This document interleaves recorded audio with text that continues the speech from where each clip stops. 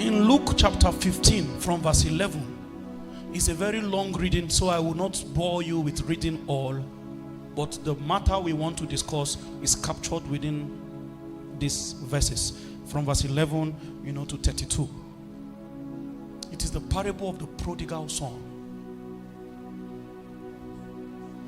There are very strange truths captured in that parable, and most times when we read it, we major on the fact that a rebellious child left home with resources, squandered it, and then in penury he came back home. Way beyond that narrative are subtle kingdom messages captured in that parable, which is part of the things I want us to contemplate on briefly. First of it is that Jesus was not mincing words when he said a certain man had 2 sons. The first thing contained in the context of that parable is that both of them are sons. One is not a son and another a servant. 2 of them are sons, so they are legitimate heirs to the wealth of that man. The second thing to consider is that when it's time for the son, please tell somebody by your side, son. I want you to say it so that you will never forget what I want to say now. He's a son. And it will interest you to know that even when they used the word prodigal to describe him, they still added son, the prodigal son. He didn't lose that and you will see it captured in the response of the father when he was returning. The father did not treat him as a servant, although this young man have decided that do not relate with me as your son again. Take me as one of your servants, which is only a posture of repentance. But the father treated him always as a son. You see, the matter I want to talk about is not for sinners. It's for those who are already born again. You are already a part of the household of God. But there are matters that are bordering around compromises. And this is compromise of the holy ground. We talk about the sin of sinners. Criticize the way of rebellion. And there is another economy, another flavor of rebellion that finds expression even in the household of faith. This one is the disobedience of holy men, the iniquity of the righteous.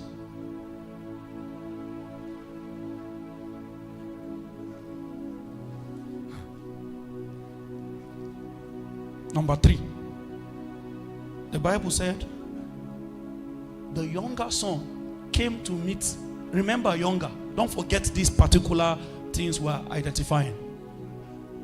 So although both of them are sons, there's one that is older than the other.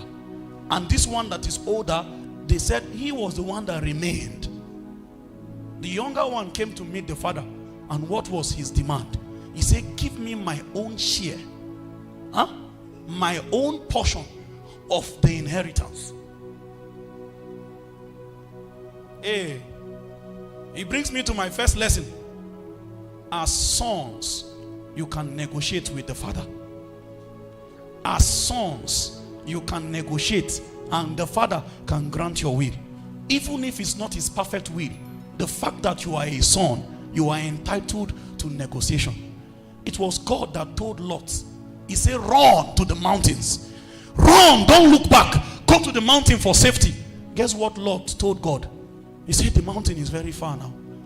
Why don't I just enter one of these small villages by this side? Guess what God told Lot? Oh yeah, enter. As sons, you can negotiate. And many times when you are negotiating, the things you are asking for are not as good as the instruction, the original instruction that guides the household of the father. As sons, God can say, marry a. As sons, you will say, but Lord, you see that Lord, you are the younger brother. You know that with the kind of ministry you have given me, I need somebody who can relate with people very well. And you know that as a minister, I'm not entitled to indulge myself in many pleasures of life. So at least you allow me get what I want. You know what God does to that kind of man? You say, go. When he begins to face the heat, he will now come back and say, but God, this is not what you told me. In the kingdom, God uses silence to respond. When he already gave you a perfect will and you made your will. Let me share another truth with us. Anytime God gives you his position on a matter and you negotiated your way into another outcome, that outcome will lead you away from the master. So listen to that parable. The Bible said, when he has been given his lot, his share of the inheritance, this is a child that has stayed at home all along. The moment that thing enters his hand, it was that thing that led him into a far country. In the kingdom, there is a kind of structure God uses to keep us perpetually in tune and in tandem with him.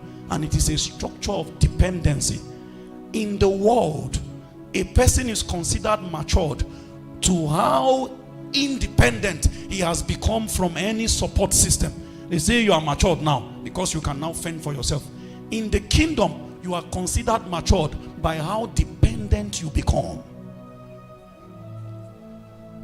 And so the elder brother is the one that could not leave home, because this is why they gave him more age, because dependency is factored into his nature.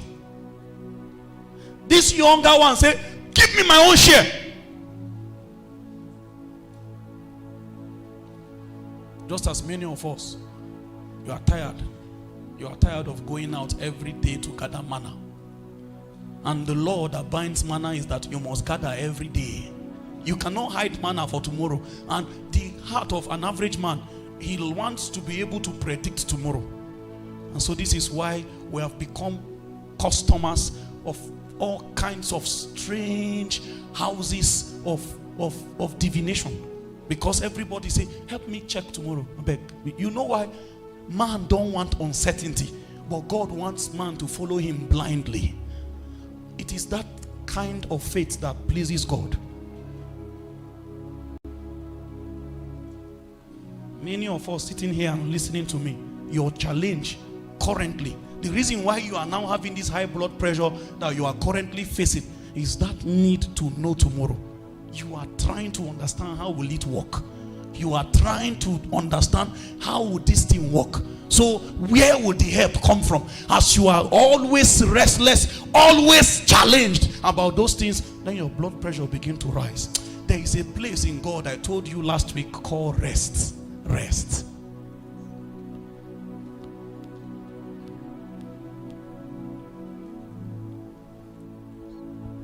Let me be very quick with my parable so that we hit the note in good time. When this young man lay hold on something that was in the hand of the father, that the father was controlling and everybody was doing well, the moment it entered his hand, it corrupted him. There are levels of sustenance that God will need you to perpetually be in dependency on him for. And you will want to be able to look at your bank account and smile. Hey, I will never forget the first day $1 million was resting inside my account. I woke up in the night 2 times that day. When I woke up to check my account balance. I just woke up like this and something said, check quickly. So I take the code, I check it. I saw 6 zeros. I looked up, I said, who said there's no God?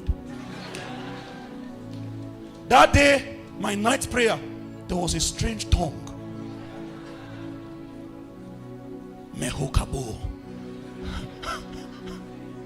And something said, oh God, calm down. Yes.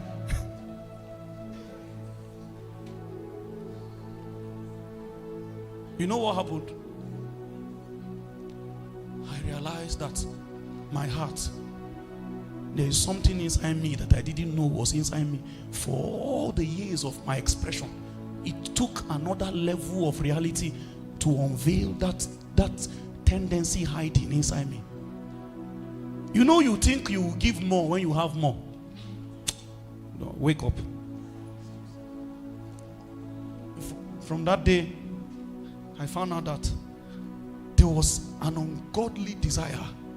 I say I can't go back to not, I must remain a millionaire.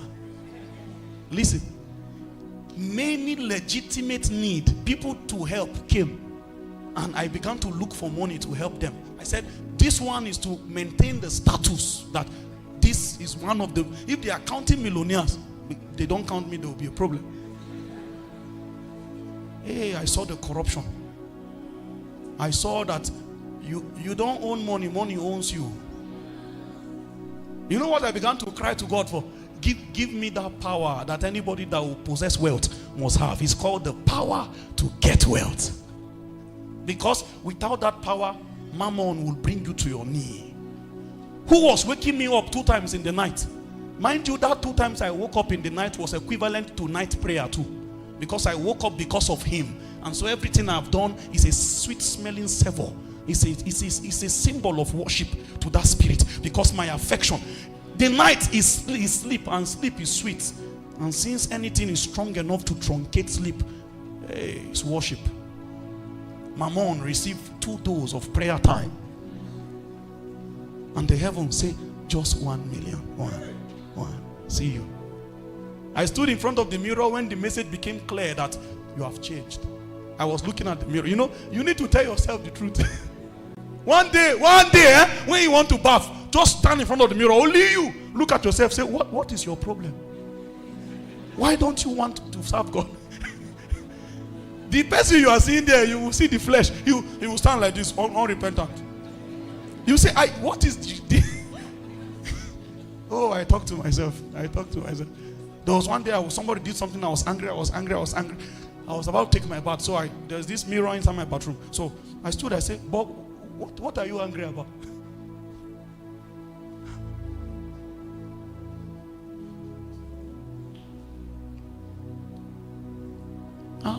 I began to wonder, leaving the house of the Father. You know what the reply of the father to the elder brother was? He says, all that I have is thine. But the challenge is that although it is your own, you have access to anything you want, but you will not satisfy that your curiosity of feeling that it's in your custody. It is in the custody of another, but you have access. In this kingdom, true wealth is access, not possession. The ability to have that access is where your wealth is. So, you know, commensurate to every challenge is your capacity to withdraw from the bounty of the Father. You can never exhaust the Father. Before any challenge comes, many of you, this is the source of your restlessness. You want to be able to satisfy curiosity. You want to look upon your storehouse and say, my soul, eat and rejoice. And the last man that said that, there was a reply that came for him. You see, there are only 2 people they call fool in the whole of the Bible. He is one of them. You see, you fool.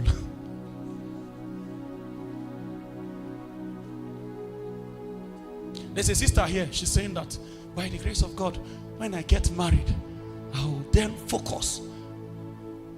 You see, that ministry, that assignment, that vision, that task God has given to you, that you have attached it to a particular event, that until this one happen, before this can happen, you don't know the lane you are on.